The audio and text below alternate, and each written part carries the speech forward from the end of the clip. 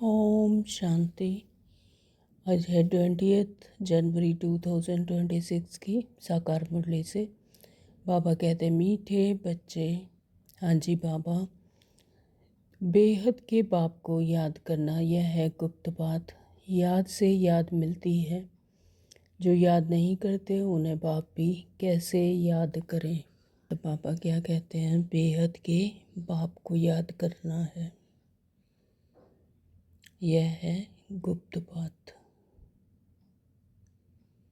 याद से याद नहीं मिलती, तो जो याद नहीं करते उन्हें बाप भी कैसे याद करें। तो हम भी याद करते हैं और बाबा भी हमें याद करते हैं।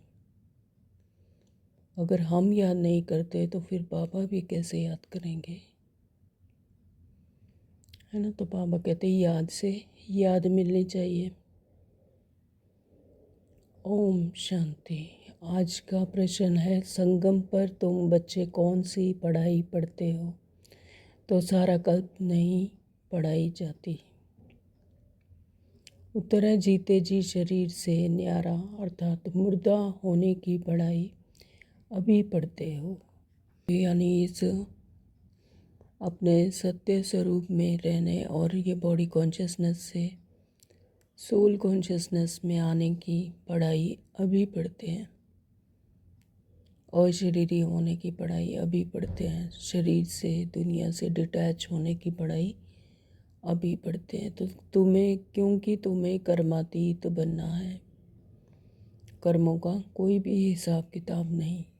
दुनिया और दुनिया के क्रियाकलापों, है ना, जो बॉडी कॉन्शियसनेस के कर्म हैं, अगर उन्हें मैं मेरा लगाते हैं तो उससे कर्मातीत नहीं बनते, यानी कर्मों का हिसाब किताब बनता है। तो जब उसको मैं और मेरा नहीं लगाते, आत्मिक स्मृति में रहते हैं, तब बनते हैं कर्मातीत। बाकी जब तक शरीर में है तब तक कर्म तो करना ही है, साक्षी होकर देखना है। शरीर तो है, जब तक शरीर में है कर्म तो करना ही है, लेकिन मैं मेरा नहीं लगाना है कि ये मैं कर रही हूँ, ये मेरा शरीर है, ये मेरे संबंध हैं। इससे डिटैच, यानी बॉडी कॉन्शियसनेस से डिटैच। मन भी अमन तब हो जब शरीर ना हो, ना। तो ये मन भी शरीर में रहकर ही चंचल होता है। जब शरीर से डिटैच है तो फिर अमन हो जाता है, शांति हो जाती है।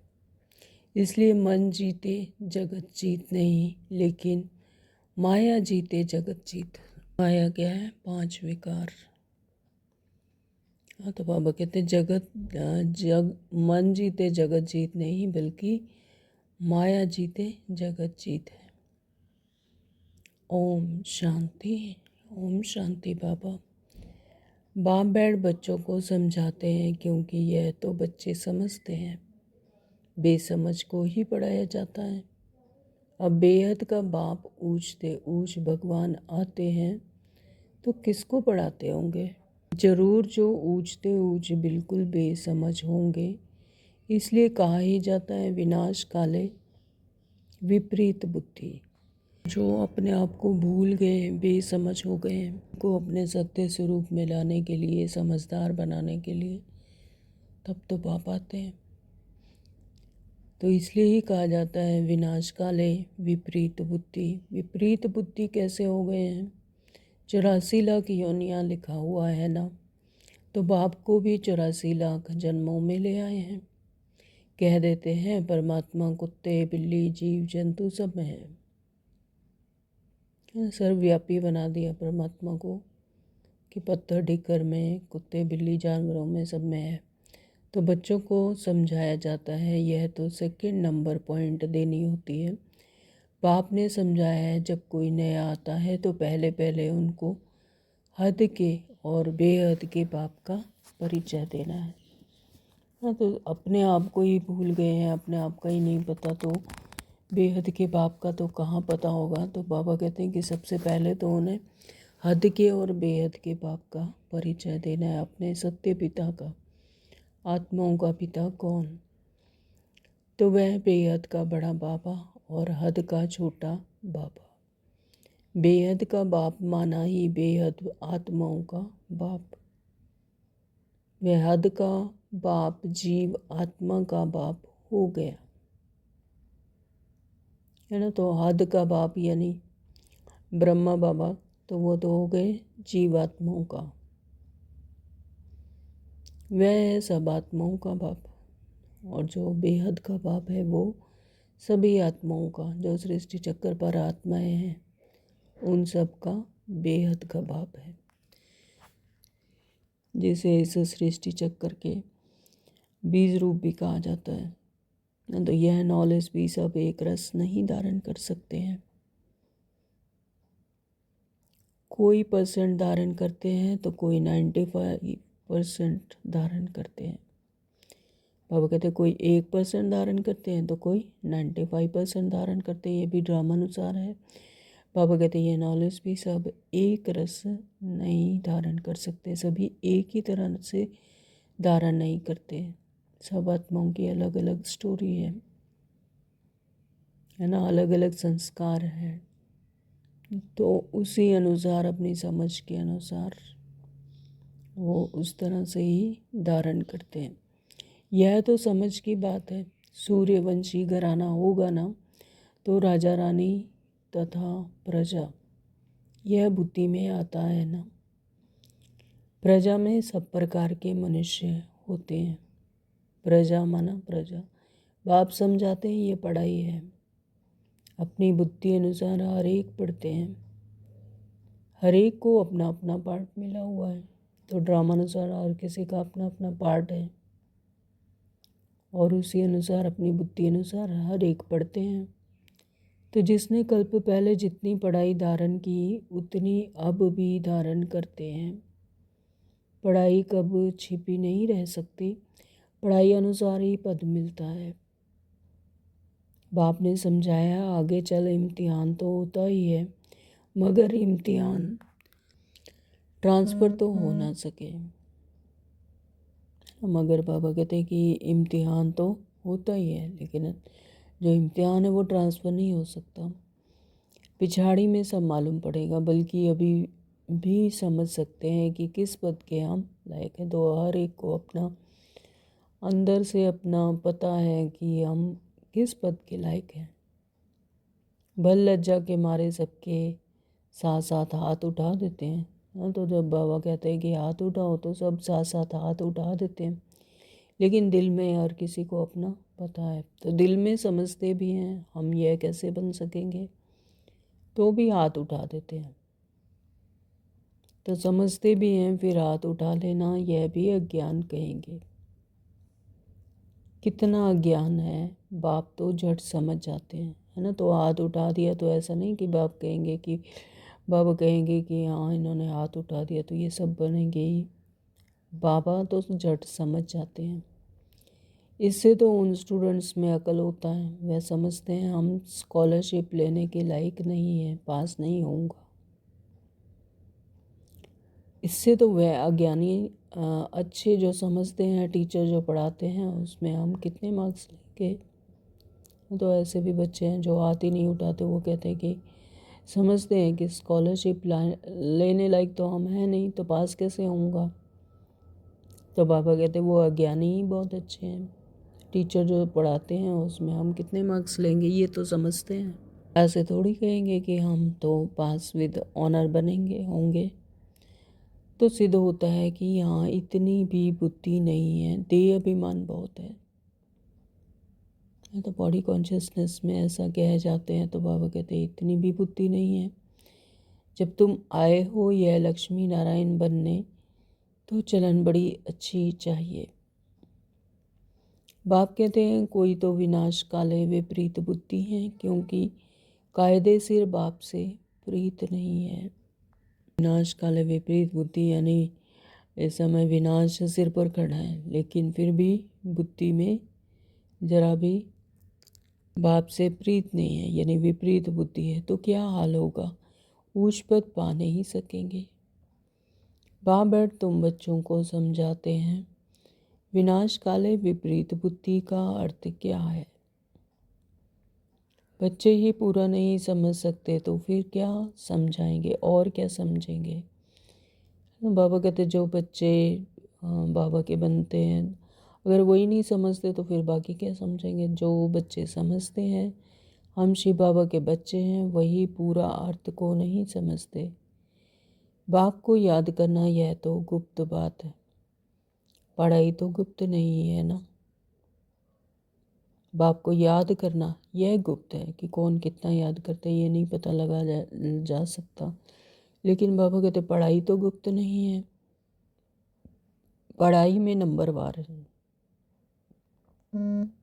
सब एक जैसा थोड़ी ही पढ़ेंगे, हाँ, तो पढ़ाई में भी नंबरवार है। कोई कैसे धारण करता है, कोई कैसे धारण करता है, पढ़ाई पढ़ते थोड़ी ही। बाबा कहते एक जैसा थोड़ी ही पढ़ेंगे। बाप तो समझते हैं यह अभी बेबीज़ हैं। आज बाबा बच्चों को बेबीज़ कह रहे हैं, छोटे बच्चे। तो ऐसे बेहद के बाप को 3-3 4-4 मास याद भी नहीं करते हैं। तो आज बाबा उलाहना दे रहे हैं बच्चों को, 3-3 4-4 मास याद भी नहीं करते हैं। मालूम कैसे पढ़े कि याद करते हैं, जबकि उनकी चिट्ठी आई। हाँ, तो फिर उस चिट्ठी में सर्विस समाचार भी हों। यह रूहानी सर्विस करता हूँ, सबूत चाहिए ना। तो ऐसे तो देह अभिमानी होते हैं जो ना तो कभी याद करते हैं ना सर्विस का सबूत दिखाते हैं। कोई तो समाचार लिखते हैं, बाबा फलाने फलाने आए, उनको यह समझाया, तो बाप भी समझते हैं बच्चा जिंदा है। तो यानी श्रीमत पर चल रहा है, पढ़ाई पढ़ रहा है, तो सर्विस समाचार ठीक देते हैं। कोई तो 3-4 मास पत्थर ही नहीं लिखते हैं ना। तो पुरानी बात है, बाबा को जो पत्थर नहीं लिखते थे, समाचार नहीं बताते, तो बाबा कहते हैं कि 3-4 मास से याद ही नहीं किया। तो कोई समाचार नहीं तो समझेंगे मर गया या बीमार है। बीमार मनुष्य लिख नहीं सकते हैं, तो यह भी कोई लिखते हैं। हमारी तबीयत ठीक नहीं थी इसलिए पत्थर नहीं लिखा। कोई तो समाचार ही नहीं देते, ना बीमार हैं, देह अभिमान है। हाँ, तो बाबा कहते हैं ऐसे भी हैं जो बॉडी कॉन्शियसनेस में चले जाते हैं, देह अभिमान में हैं, फिर समाचार नहीं देते। फिर बाप भी याद किसको करें। तो याद से याद मिलती है। जितना हम बाबा को याद करते हैं, बाबा हमें याद करते हैं। याद से याद मिलती है।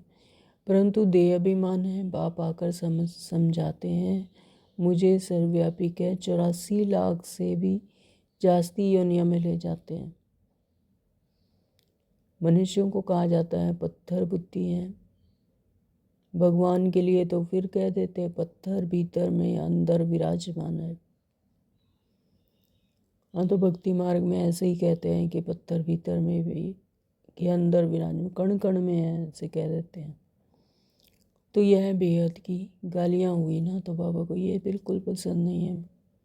जैसे कह देते हैं कि सर्वव्यापी हैं, पत्थर डिकर में भी हैं। तो बाबा कहते यह बेहद की गालियाँ हुई ना। तो इसलिए बाप कहते हैं मेरी कितनी गलानी करते हैं। तो बाबा इसे गलानी कहते हैं कि गलानी करते हैं।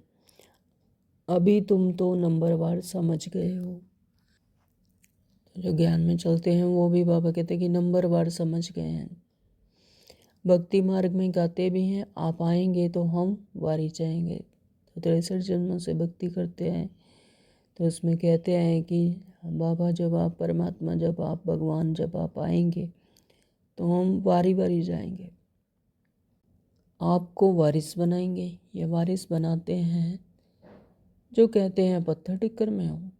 बाबा कहते हैं ऐसे वारिस बनाते हो कि कहते हो कि पत्थर टिक्कर में हो। कितनी गिलानी करते हैं। तब आप कहते हैं यदा यदा ही धर्मस्य ग्लानिर्भवति भारत अभ्युत्थानं धर्मस्य तदात्मानं सृजाम्यहम्। यानी जब जब धर्म की गिलानी होती है तब तब मैं आता हूँ।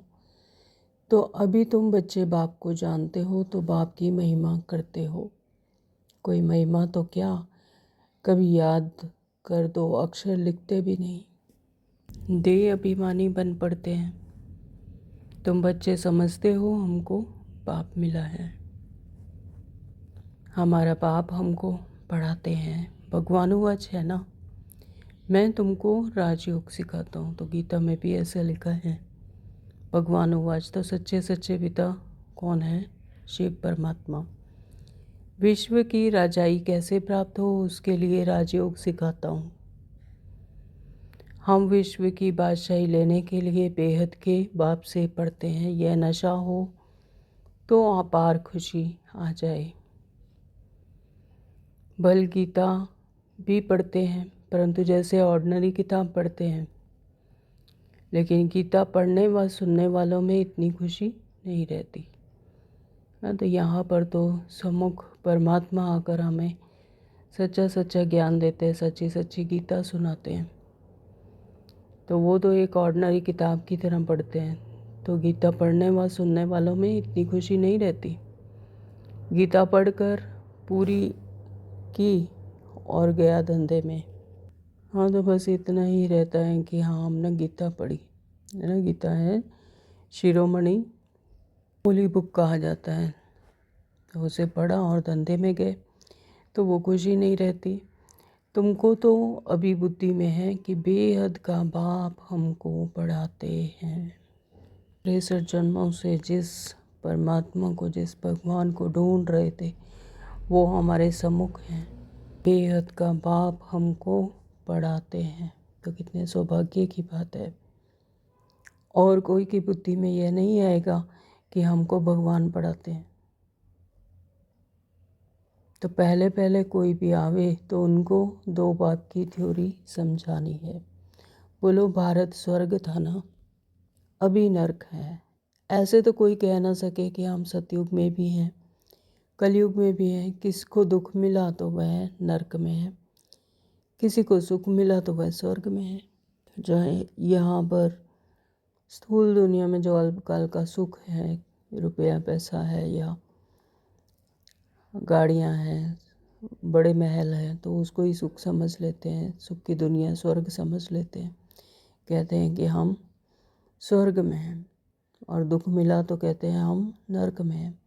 ऐसे बहुत कहते हैं दुखी मनुष्य नरक में हैं, हम तो बहुत सुख में बैठे हैं। तो महल माड़ियाँ आदि सब कुछ है, बाहर का बहुत सुख देखते हैं ना। तो यह भी तुम अभी समझते हो, सतयुगी सुख तो यहाँ हो नहीं सकता। ऐसे भी नहीं कि गोल्डन एज को आयरन एज कहो अथवा आयरन एज को गोल्डन एज कहो, कह ही नहीं सकते। एक ही बात है, ऐसा नहीं कह सकते। ऐसे समझने वाले को भी अज्ञानी कहेंगे, है ना। आयरन एज गोल्डन एज कैसे हो सकता है, और जो गोल्डन एज है वो आयरन एज कैसे हो सकता है? तो ज़मीन आसमान का फ़र्क है। तो पहले पहले बाप की थ्योरी बतानी है, बाप ही अपनी पहचान देते हैं। तो परमपिता परमात्मा स्वयं अपनी पहचान देने इस सृष्टि चक्कर पर संगम युग में आते हैं। और तो कोई जानते नहीं, कह देते हैं परमात्मा सर्वव्यापी हैं। अभी तुम चित्र में दिखाते हो, आत्मा और परमात्मा का रूप तो एक ही है। वह भी आत्मा है, परंतु उनको परमात्मा कहा जाता है। बाप बैठ समझाते हैं मैं कैसे आता हूँ। सभी आत्माएं वहाँ परम धाम में रहती हैं। यह बातें बाहर वाला तो कोई समझ नहीं सकता। जब तक ज्ञान नहीं समझते, परमात्मा के द्वारा श्रीमत पर नहीं चलते, तब तक कोई समझ नहीं सकता। भाषा भी बहुत सहज है। गीता में श्री कृष्ण का नाम डाल दिया है। अब श्री कृष्ण तो गीता सुनाते नहीं हैं। तो श्री कृष्ण तो जन्म मरण में आते हैं, शरीरधारी हैं, तो वो तो गीता नहीं सुना सकते। वो तो first Prince of the world थे, रचना है परमात्मा की, है ना। तो वो गीता सुनाते नहीं हैं, लेकिन उनका नाम डाल दिया गीता में। वह तो सबको कह ना सके कि माँ में कम याद करो। श्री कृष्ण तो वैसे ही उनका बचपन है ना। तो एक बच्चा कैसे कह सकता है कि माँ में कम याद करो। देहधारी की याद से तो पाप कटते नहीं हैं। श्री कृष्ण भगवान वाच देह के सब संबंध त्याग। मामेकम याद करो, परंतु देह के संबंध तो श्री कृष्ण को भी है। गीता में लिखा हुआ है, श्री कृष्ण भगवान वाच, देह के सब संबंध त्याग, मामेकम याद करो। परंतु श्री कृष्ण के भी तो देह के संबंध हैं, है ना। तो वो ऐसा नहीं कह सकते, वो क्योंकि वो देहधारी हैं, और फिर वह तो छोटा सा बच्चा है ना। तो यह भी कितनी बड़ी भूल है, कितना फर्क पड़ जाता है यह भूल के कारण। परमात्मा तो सर्वव्यापी हो नहीं सकता, जिसके लिए कहते हैं सर्व का सद्गति दाता है, तो क्या वह भी दुर्गति को पाते हैं। एक तरफ तो परमात्मा को सर्वव्यापी कह दिया, फिर कह दिया सर्व का सद्गति दाता है। अगर सद्गति दाता है तो फिर क्या वो दुर्गति को भी पाते हैं, सर्वव्यापी कह दिया तो, है ना। तो परमात्मा कभी दुर्गति को पाता है क्या। तो यह सब विचार सागर मंथन करने की बातें हैं, टाइम वेस्ट करने की बात नहीं है। अगर ऐसे ही टाइम वेस्ट करते रहे, क्यों क्या कैसे में फंसते रहे, देह भान में फंसते रहे, तो फिर परमात्मा को याद कब करेंगे। तो मनुष्य तो कह देते हैं हमको फुर्सत नहीं है, यानी इतना देह भान में, देह के क्रियाकलापों में इतना फंसे हुए हैं, देह भान में, देह की दुनिया में, कहते हैं कि हमें फुर्सत नहीं है। तो तुम समझाते हो कि आकर कोर्स कर लो, तो कहते हैं फुर्सत नहीं।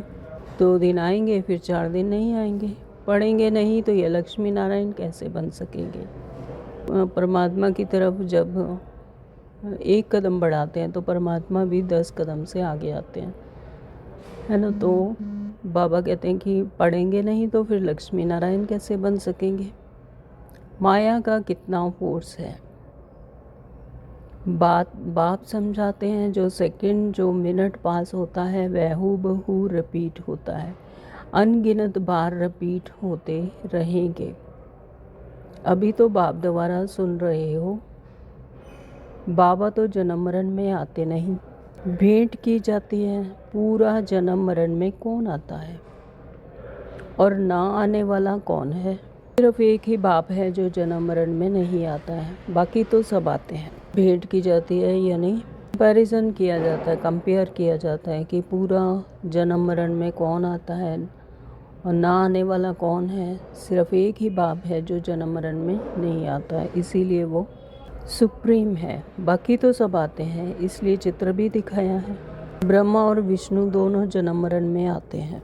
ब्रह्मा सो विष्णु, विष्णु सो ब्रह्मा पार्ट में आते जाते हैं। तो ब्रह्मा ही विष्णु बनते हैं, फिर विष्णु ही अपने लास्ट जन्म में ब्रह्मा बनते हैं। तो वो ही पार्ट में आते जाते हैं, जीवन मरण में इस शरीरधारी बनते हैं। एंड हो ना सके, अविनाशी पार्ट है, इसका एंड नहीं हो सकता। तो यह चित्र फिर भी आकर सब दिखेंगे और समझेंगे।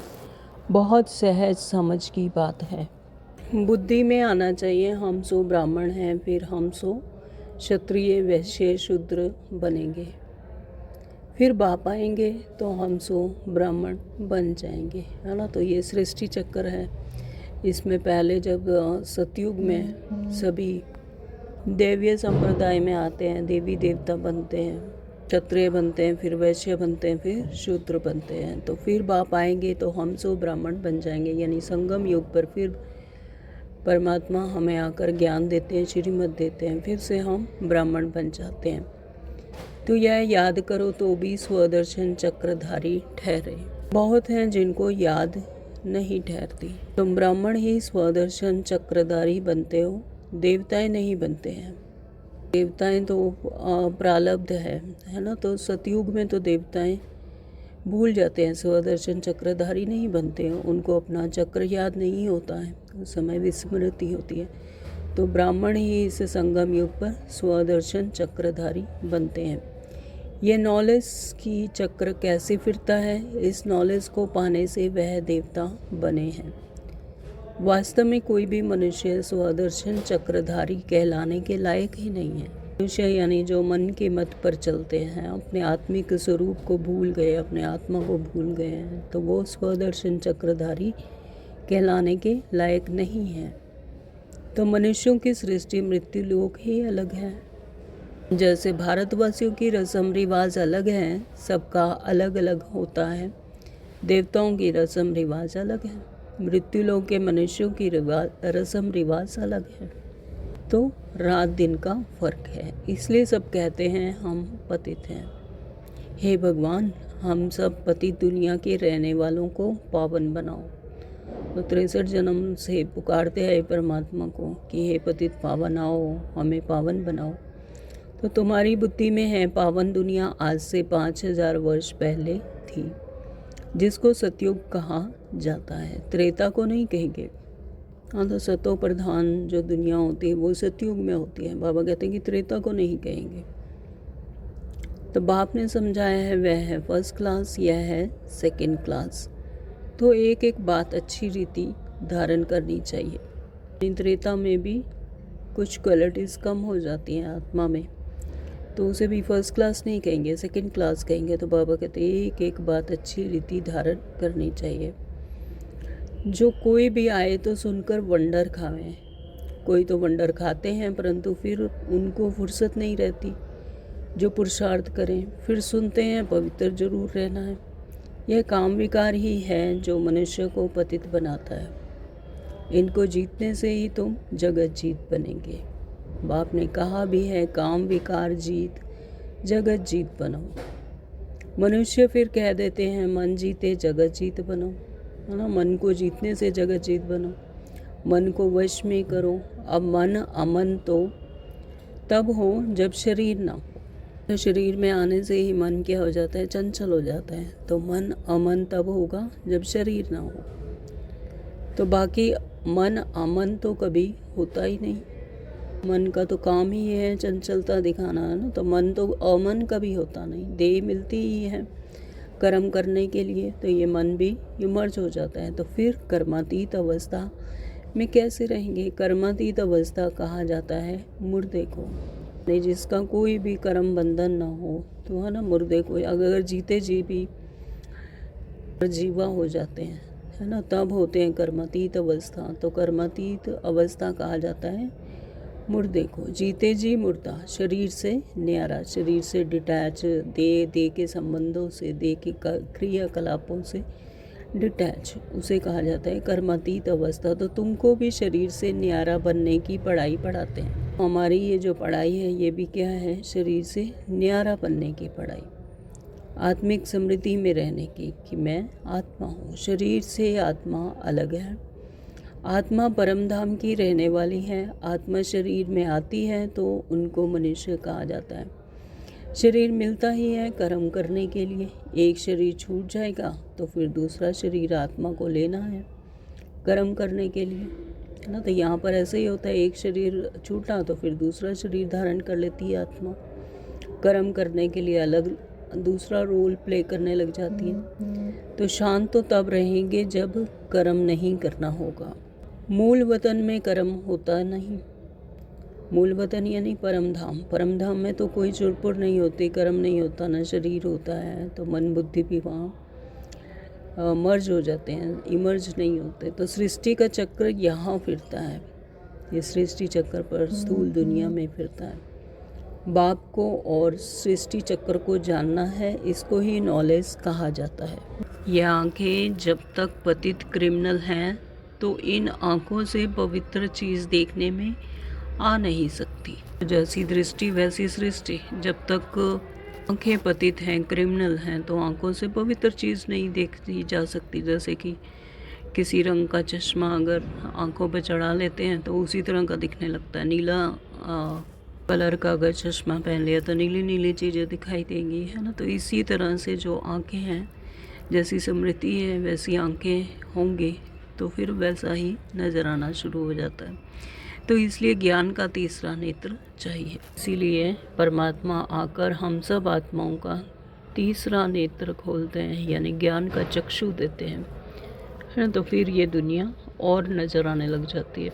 तो जब तुम कर्मातीत अवस्था को पाएंगे अर्थात देवता बनेंगे, फिर तो इन आँखों से देवताओं को देखते रहेंगे। बाकी इस शरीर में इन आँखों से श्री कृष्ण को देख नहीं सकते। स्थूल आँखों से तो श्री कृष्ण को नहीं देख सकते, उसके लिए ज्ञान चक्षु चाहिए। तो बाकी साक्षात्कार किया तो उससे कुछ मिलता थोड़ी है।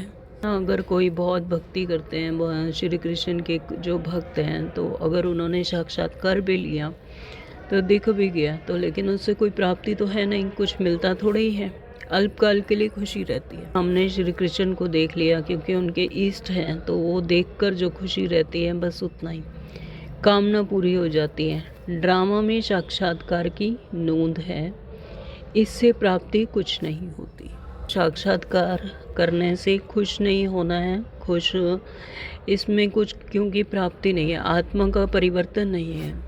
बाबा ने कहा इससे कुछ प्राप्ति नहीं होती। अच्छा, मीठे मीठे सिकलदे बच्चों प्रति माता पिता बाप दादा का याद प्यार और गुड मॉर्निंग। रूहानी बाप की रूहानी बच्चों को नमस्ते। हम रूहानी बच्चों की रूहानी माता पिता बाप दादा को याद प्यार और गुड मॉर्निंग।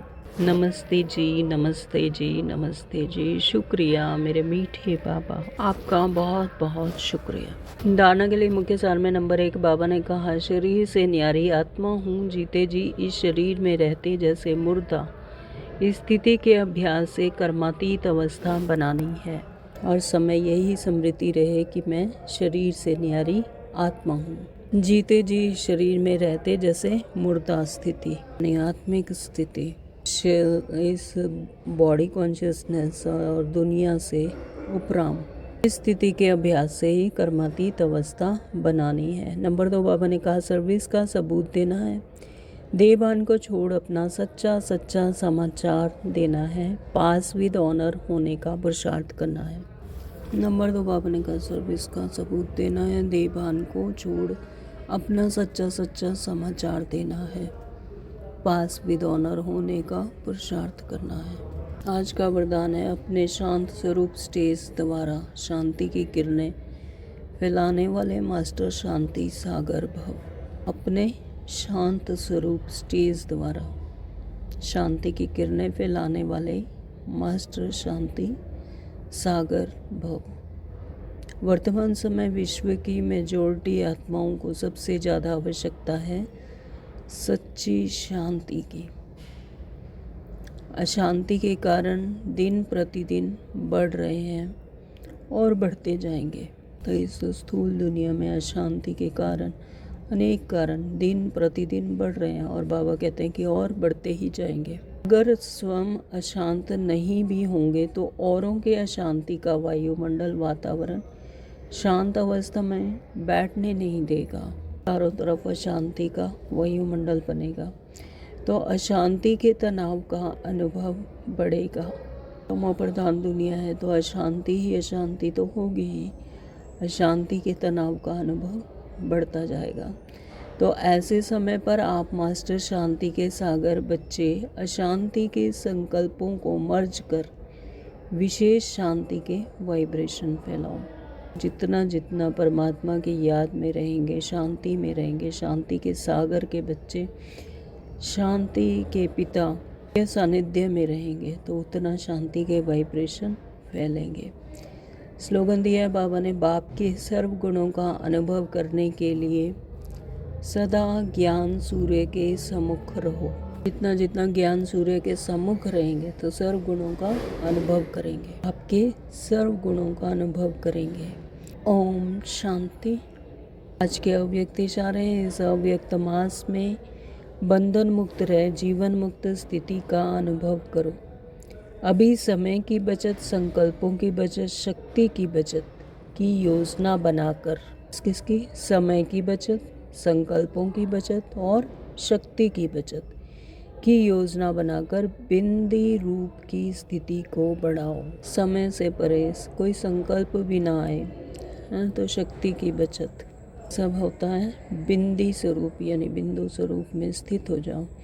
तो जितना बिंदी रूप की स्थिति होगी उतना कोई भी इवल स्पिरिट या इवल संस्कार का फोर्स आप लोगों पर वार नहीं करेगा।